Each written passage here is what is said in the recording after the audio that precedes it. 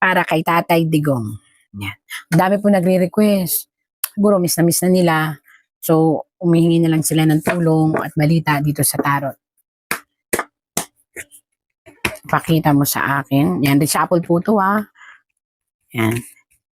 Roa Rodrigo. Rodrigo Roa Duterte. Tatay Digong. Dito tayo sa gitna. Alam ninyo, talaga sigurong napakalakas ng ating Tatay Digong sa divine intervention into the universe. Look, isang napakalaking tao. Bukod kay Trump, bukod pa dun sa isang presidente, ang muling magbibigay ng suporta sa ating dating president na ngayon ay nasa ICC na pangangalaga. Itong taong ito ay isang hari. Hindi ito isang presidente, hari. So, ibig sabihin, may isang taong humahanga sa kanya na ito ay talagang hari ang gagawa ng isang matinding desisyon upang siya ay tulungan at nagbibigay sa kanya ng isa pang pag-asa na muling makasama ang kanyang pamilya. At ito ay susuportahan ng dalawang bansa na malalaki pa.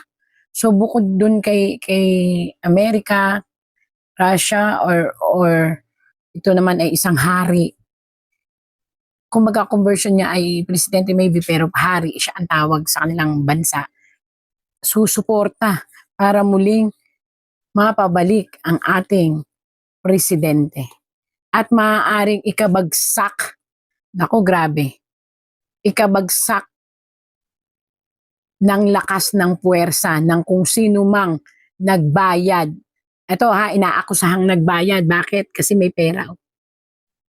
2 beses na paglalabas ng pera na pinag-isipan pang mabuti. Kung sino man po yun, di natin alam kasi tarot lang to. Ito lang po ay tarot, wala namang pangalan. Na ayon sa tarot po ha, na itong perang ito ay napunta dito sa mga tao na nire-represent po ng isang babae. Ayan, babae po siya na ngayon ay nagdurusa at umiiyak. Hindi ko alam bakit siya umiiyak. Hindi ko alam kung bakit siya nagdudusa. At ngayon po ay pabaliktad niyang mararanasan. Nila ha, hindi niya lang. Nila. Ang sitwasyon kung saan marirealize nila na anong puwersang meron dito sa lalaking ito.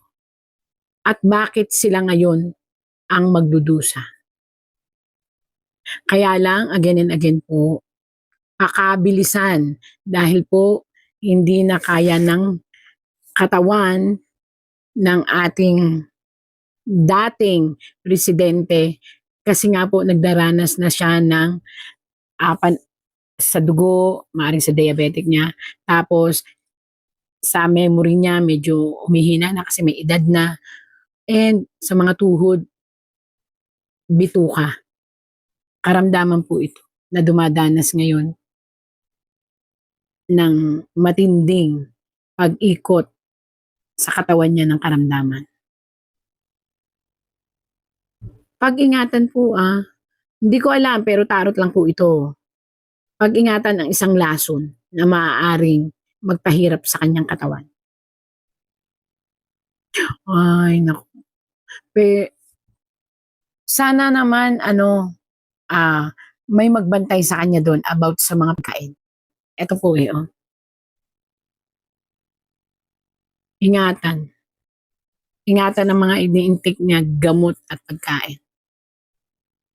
Maaring kailangan may magbantay talaga, maaring mapag-initan ang ating dating presidente at medyo kastiguhin. Alam kung sino itong mga taong to na maaaring kumastigo o maaaring manakit sa pamamaraan na sa pagkain. So mag-ingat kung sino man to.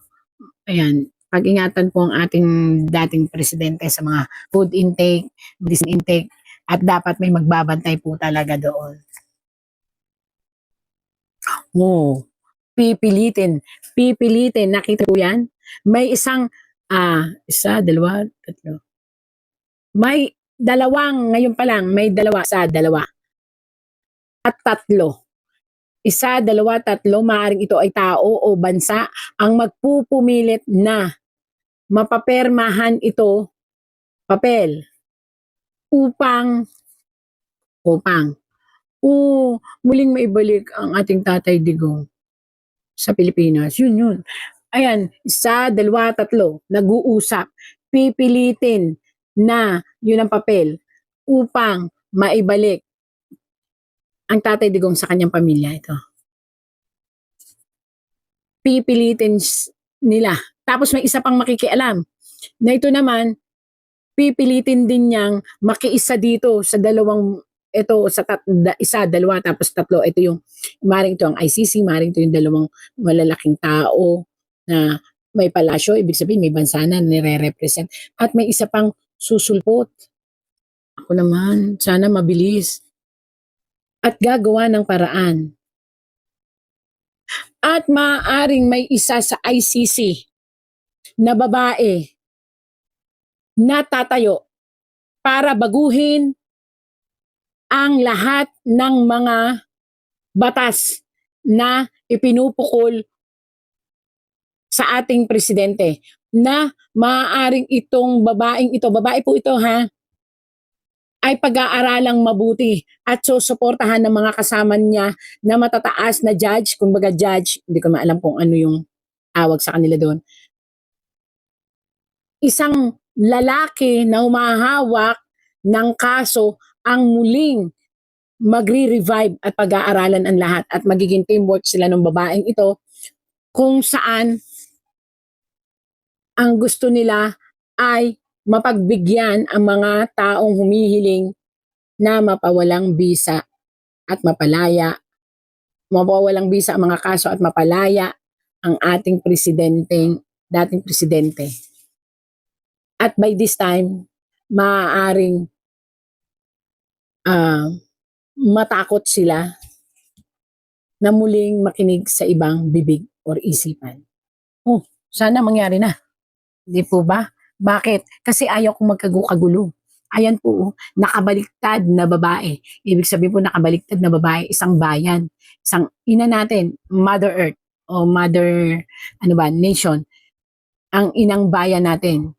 Huwag bumaliktad. Bakit ako excited na mangyari na po ito? Para po huwag nang magkagulo. Yun lang naman ang pray ko eh. Maayos na ang lahat at huwag nang magkagulo, palayain ang dapat palayain. Ayan, sa dalawa, tatlo.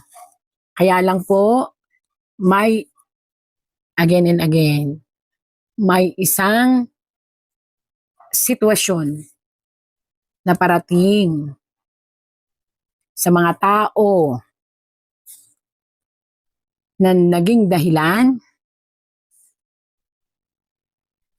ayan po, na naging masaya, panandalian sila, at naging dahilan para maitapon o maitaboy nila itong si dating president, ayan o, nakatalikod, na ito ay paikot-ikot na gumagawa ngayon ng sirkulo sa universe, sila ay hahatulan. Kaya kung sino man po ang humahawak ng mga sitwasyon, pakaisiping mabuti. Matutwist ang lahat at mahahatulan ang lahat na may dahilan ng pagkakakulong niya. Ito ay biglaan. At ito'y parating po. Hindi galing sa kung saan, kundi galing sa sanib-puwersa ng mga bansa at sanib-puwersa ng universe.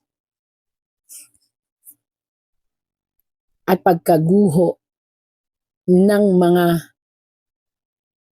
kumalaban sa kanya. Ano ba naman? Dahil again and again, siya po ay being guided Paulit-ulit ko yung sinasabi. Ang clan nila ay being guided by the universe and being guided by the higher power up.